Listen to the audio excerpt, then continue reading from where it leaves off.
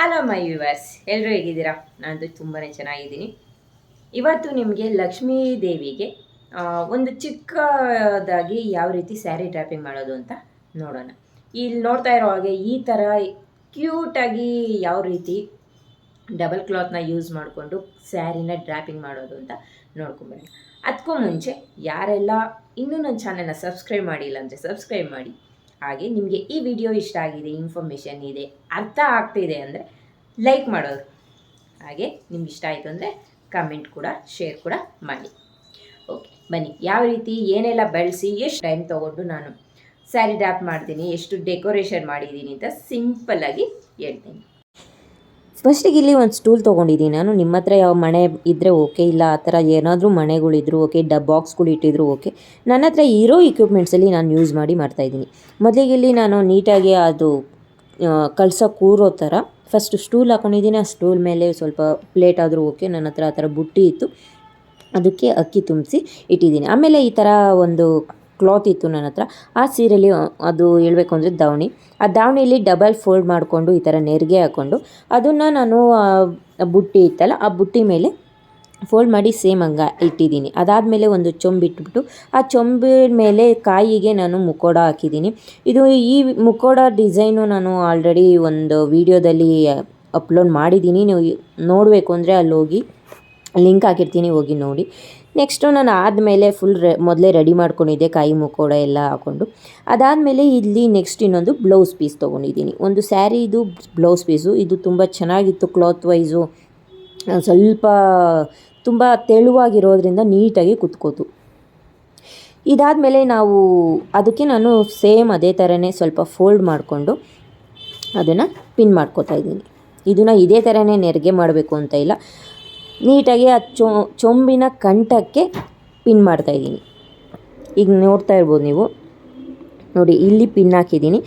ಅದು ಸ್ವಲ್ಪ ಬಿಟ್ಟು ಸ್ವಲ್ಪ ಕಂಠ ಇದೆಯಲ್ಲ ಅಲ್ಲಿಗೆ ಇನ್ನೊಂದು ಪಿನ್ ಹಾಕ್ತಾಯಿದ್ದೀನಿ. ನೆರಿಗೆ ಏನು ಮಾಡ್ಕೊಂಡಿದ್ದೀನಿ ಅದಕ್ಕೆ ಪಿನ್ ಹಾಕ್ತಾಯಿದ್ದೀನಿ.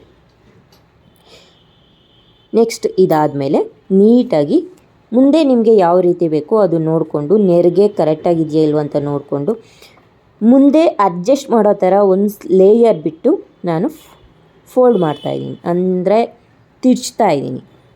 ಇದು ನಾನು ಬೇರೆ ಥರನೇ ಆಗ್ತಾ ಇರೋದ್ರಿಂದ ಈ ಥರ ಮಾಡ್ತಾಯಿದ್ದೆ. ಈ ಥರ ನಾನು ಆಲ್ರೆಡಿ ಒಂದು ಸೀರೆ ನಾನೇ ಟ್ರೈ ಮಾಡಿದ್ದೆ ಪ್ರೀವಿಯಸ್ಸು. ನಾನು ಆ ವಿಡಿಯೋ ಮಾಡಿಲ್ಲ. ಬೇಕು ಅಂದರೆ ಸ್ಯಾರಿಲೂ ಇದೇ ಥರ ಮಾಡಿ ರೆಡಿ ಆಗ್ಬೋದು, ನಾವು ಸೆರಗು ಹಾಕೋಬೋದು, ಅಂದರೆ ಆ ಥರ ಕ್ಲಾತ್ ಇದ್ದರೆ ಮಾತ್ರ ಸರಿ ಅಂದ್ಬಿಟ್ಟು ಈಗ ಅದರಲ್ಲಿ ಅಡ್ಜಸ್ಟ್ ಮಾಡ್ತಾಯಿದ್ದೀನಿ. ನೀಟಾಗಿ ಚೊಂಬು ಕಾಣದೇ ಇರೋ ಥರ ಕವರ್ ಮಾಡ್ಕೋಬೇಕಾಗುತ್ತೆ. ಇವಾಗ ಕರೆಕ್ಟಾಗಿ ಅದನ್ನು ನೋಡಿಕೊಂಡು ನಾನು ಪಿನ್ ಮಾಡ್ಕೋತೀನಿ. ನೀಟಾಗಿ ಅದು ಪಿನ್ ಮಾಡಿಕೊಂಡು ಒಳಗಡೆ ಸಮೇತ ನೀವು ಪಿನ್ ಮಾಡಿದ್ರೆ ನೀಟಾಗಿ ಕವರ್ ಆಗುತ್ತೆ, ಇಲ್ಲಾಂದರೆ ಮೇಲೆ ಪಿನ್ ಮಾಡಿದ್ರೆ ಕಾಣುತ್ತೆ. ನೀವು ಹಂಗೂ ಪಿನ್ನು ಆಗಲ್ಲ ಅಂದರೆ ನೀವು ಒಳಗಡೆ ಡಬಲ್ ಗಮ್ ಟೇಪ್ ಇರುತ್ತಲ್ಲ ಅದರಲ್ಲೂ ಮಾಡ್ಬೋದು. ಬಟ್ಟೆ ಅದು ರಿಮೂವ್ ಮಾಡಬೇಕಾದ್ರೆ ಬಟ್ಟೆ ಎಲ್ಲ ಗಲೀಜಾಗುತ್ತೆ ಅನ್ನೋ ಕಾರಣಕ್ಕೆ ನಾನು ಪಿನ್ ಹಾಕೋತಾ ಇದ್ದೀನಿ. ಈಗ ಫೈನಲ್ ಒಂದು ಲುಕ್ ನೋಡಿ. ಈಗ ಚಂಬು ಏನು ಕಾಣಿಸ್ತಾ ಇಲ್ಲ. ಈಗ ಲಾಸ್ಟ್ ಒಂದು ಲೇಯರ್ ಇರುತ್ತೆ ಅಲ್ವಾ, ಆ ಲೇಯರ್ನ ತೆಗೆದು ನೀಟಾಗಿ ತಲೆ ಮೇಲೆ, ಅಂದರೆ ಹಿಂದೆ ಕಾಯಿ ಇಟ್ಟಿರ್ತೀವಲ್ವ ಆ ಕಾಯಿಗೆ ಒಂದು ಗಂಟು ಹಾಕೋತಾ ಇದ್ದೀನಿ. ಲೂಸಾಗಿ ಗಂಟು ಹಾಕ್ಬಿಟ್ಟು ಅಲ್ಲಿ ಬಿಟ್ಟುಬಿಡ್ತೀನಿ. ಓಕೆ, ಆಯ್ತು ಅಷ್ಟೇ. ಅದಾಕ್ಬಿಟ್ಟು ಕಾಯಿ ಮೇಲೇ ಬಿಡ್ತೀನಿ ನಾನು. ನೀಟಾಗಿ ಆ ಕಿರೀಟ ಹಿಂದೆ ಕವರ್ ಆಗ್ತಿದೆ. ಓಕೆ ನೋಡಿ, ಈಗ ಇಲ್ಲಿ ಸೈಡಲ್ಲೆಲ್ಲ ನೆರಿಗೆ ನೀಟಾಗಿ ಕವರ್ ಮಾಡಿ ನೀಟಾಗಿ ಫೋಲ್ಡ್ ಮಾಡಿಬಿಟ್ಟು ನೆಕ್ಸ್ಟು ಸೈಡಲ್ಲಿ ಕಿವಿ ಹತ್ರ ಕಾಯಿ ಕಾಣ್ದಿರೋ ಥರ ಕಿವಿ ಹಿಂದೆ ನೀಟಾಗಿ ಹಾಕೊಳ್ಳೋ ಥರ ಅಲ್ಲಿಗೊಂದು ನೀಟಾಗಿ ಲೂಸಾಗಿ ಇರಲಿ, ತುಂಬ ಟೈಟಾಗಿ ಮಾಡೋಕ್ಕೆ ಹೋಗಬೇಡಿ. ಅದನ್ನ ಹಾಕ್ಬಿಟ್ಟು ಅಲ್ಲೊಂದು ಪಿನ್ ಹಾಕ್ತಾಯಿದ್ದೀನಿ. ಇದು ಪ್ರೆಸೆಂಟ್ ಹಾಗೆ ಬಂದಿದ್ದು. ತುಂಬಾ ಇಷ್ಟ ಆಯ್ತು ನಂಗೆ ಮಾತ್ರ. ಕ್ಯೂಟಾಗಿ ಕಾಣೋದು. ನನಗೆ ಯಾವಾಗಲೂ ನಾರ್ಮಲಾಗಿ ನೋಡಿರ್ತೀರ, ಬಟ್ ಈ ಥರ ನಾನು ನೋಡಿಲ್ಲ ಯೂಟ್ಯೂಬಲ್ಲೆಲ್ಲ. ಇದು ನಿಮಗೆ ಡಿಫ್ರೆಂಟ್ ಅನಿಸಿದ್ರೆ ದಯವಿಟ್ಟು ಕಮೆಂಟ್ ಮಾಡಿ. ಚೆನ್ನಾಗಿತ್ತಾ ಚೆನ್ನಾಗಿಲ್ವಾ ಯಾವುದೋ ಓಕೆ ಆದರೂ ಪರವಾಗಿಲ್ಲ, ನಿಮ್ಮ ಅನಿಸಿಕೆನ ಕಮೆಂಟ್ ಮಾಡಿ. ನನಗಂತೂ ತುಂಬ ಚೆನ್ನಾಗಿತ್ತು, ಕ್ಯೂಟಾಗಿದೆ ಅಂತ ನನಗನ್ನಿಸ್ತು. ಏಕೆಂದರೆ ಹೊಸ ಸ್ಟೈಲಲ್ಲಿ ಮಾಡಿದ್ದು ನಾನು. ತುಂಬ ಸಿಂಪಲ್ಲಾಗಿ ಬೇಗ ಮಾಡ್ಬೋದು, ಜಾಸ್ತಿ ತಲೆ ಕೆಡಿಸ್ಕೊಳ್ಳೋ ಅಂಥದ್ದಿಲ್ಲ. ಏಕೆಂದರೆ ಹಬ್ಬ ಅಂದರೆ ತುಂಬ ಕೆಲಸ ಇರುತ್ತೆ ಹೆಣ್ಮಕ್ಳಿಗಂತೂ. ಈ ಥರ ಸುಮ್ಮನೆ ತಲೆ ಕೆಡಿಸ್ಕೊಂಡು ಇದು ಮಾಡೋದಕ್ಕಿಂತ ಈ ಥರ ಸಿಂಪಲ್ಲಾಗಿ ನಮ್ಮ ಖುಷಿಗೋಸ್ಕರ ಮಾಡೋದು ಚೆನ್ನಾಗಿರುತ್ತೆ.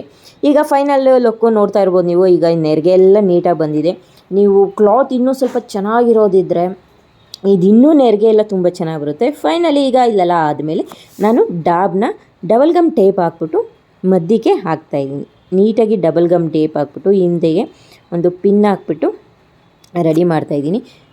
ಸ್ವಲ್ಪ ಆ ಕಡೆ ಈ ಕಡೆ ಹೋಗ್ತಾ ಇರುತ್ತೆ. ಫೈನಲಿ ಲಾಸ್ಟಲ್ಲಿ ನೀವು ಒಂದು ಟಚಪ್ ಕೊಟ್ಟರೆ ನೀಟಾಗಿ ಕುತ್ಕೊಳ್ಳುತ್ತೆ. ಓಕೆ, ಈಗ ನೋಡಿ ಫೈನಲಾಗಿ ನಾನು ಈ ಥರ ರೆಡಿ ಮಾಡಿದ್ದೀನಿ. ಸ್ವಲ್ಪ ಲೂಸಾಗಿ ಆ ಕಡೆ ಈ ಕಡೆ ಲೂಸ್ ಬಿಟ್ಟು ಸೆಂಟ್ರಲ್ ಬಟ್ಟನ್ನ ನೀಟಾಗಿ ಫಿಕ್ಸ್ ಮಾಡಿಬಿಟ್ರೆ ಆಗ ನೀಟಾಗಿ ಕಾಣುತ್ತೆ. ಈಗ ಸರನ ನಾನು ಹಾಕ್ತಾಯಿದ್ದೀನಿ. ಸಿಂಗಲ್ ಒಂದೇ ಸರ ಹಾಕ್ತಾ ಇರೋದು ನಾನು. ನೋಡ್ತಾ ಇರ್ಬೋದು ಎಷ್ಟು ಚೆನ್ನಾಗಿ ಕಾಣಿಸ್ತಾ ಇದೆ ಅಂತ. ನನ್ನ ಹತ್ರ ಕಾಸಿನ ಸರ ಇತ್ತು, ಅದರಿಂದ ಕಾಸಿನ ಸರ ಹಾಕ್ತೆ. ಜಾಸ್ತಿ ಜ್ಯುವೆಲ್ರಿ ಅದು ಇದು ಬೇಡ ಅಂದ್ಬಿಟ್ಟು. ಇಲ್ಲ ಅಷ್ಟರಲ್ಲಿ ನನ್ನ ಹತ್ರ ರೋಸ್ ಪಿನ್ಸ್ ಕೂಡ ಇತ್ತು. ಆ ರೋಸ್ ಪಿನ್ನಿಗೆ ಅಲ್ಲಿ ಸ್ವಲ್ಪ ಗ್ಯಾಪ್ ಅನ್ನಿಸ್ತಾ ಇತ್ತು ಅಂದ್ಬಿಟ್ಟು ನಾನು ಅಲ್ಲಿಟ್ಟೆ. ನನಗಂತೂ ತುಂಬ ಚೆನ್ನಾಗಿ ಕ್ಯೂಟಾಗಿದೆ ಅಂತ ನನಗನ್ನಿಸ್ತು. ಈಗ ನೀವು ಅಲ್ಲಿ ಸರ ಹಾಕಬೇಕಾದ್ರೆ ಹಿಂದೆಯಿಂದ ಅಂದರೆ ಸೆರೆಗೆ ಮೇಲೆ ಗಂಟು ಹಾಕಿದೆಯಲ್ಲ ಅದ್ರ ಹಿಂದೆಯಿಂದ ಹಾಕಿದ್ರೆ ಚೆನ್ನಾಗಿ ಅನಿಸುತ್ತೆ. ಇದನ್ನು ನೀವು ತುಂಬ ದೊಡ್ಡದಾಗೂ ಕೂಡ ಹಾಕ್ಬೋದು ಸ್ಯಾರಿ. ನಾನು ಚಿಕ್ಕದಾಗಿ ಸ್ಟೂಲ್ ಮೇಲೆ ಇಟ್ಟು ಜಸ್ಟ್ ಟ್ರೈ ಮಾಡಿದ್ದು, ತುಂಬ ಚೆನ್ನಾಗಿ ಬಂತು. ಈಗ ಫೈನಲ್ ಲುಕ್ ರೆಡಿಯಾಗಿದೆ. ಮೇಲೆ ಒಂದು ಹಾರ ಇತ್ತು ನನ್ನ ಹತ್ರ. ನಿಮ್ಮ ಹತ್ರ ಯಾವುದಿದೆ? ಹಬ್ಬಕ್ಕೆ ತುಂಬ ಚೆನ್ನಾಗಿ ತಗೊಂಬಂದಿರ್ತೀರ ಎಲ್ಲ ಥರನೂ. ಆದ್ದರಿಂದ ಅದನ್ನು ನೀವು ಡೆಕೋರೇಷನ್ ಮಾಡ್ಬೋದು ನಿಮ್ಮ ಕ್ರಿಯೇಟಿವಲ್ಲಿ. ಇದು ನನ್ನ ಹತ್ರ ಏನಿದೆ ಅದರಲ್ಲಿ ನಾನು ಮಾಡಿದ್ದು. ಇವಾಗ ಲಾಸ್ಟ್ ಪೆಟಲ್ಸ್ ಇದ್ದು ನನ್ನ ಹತ್ರ, ರೋಸ್ ಪೆಟಲ್ಸು.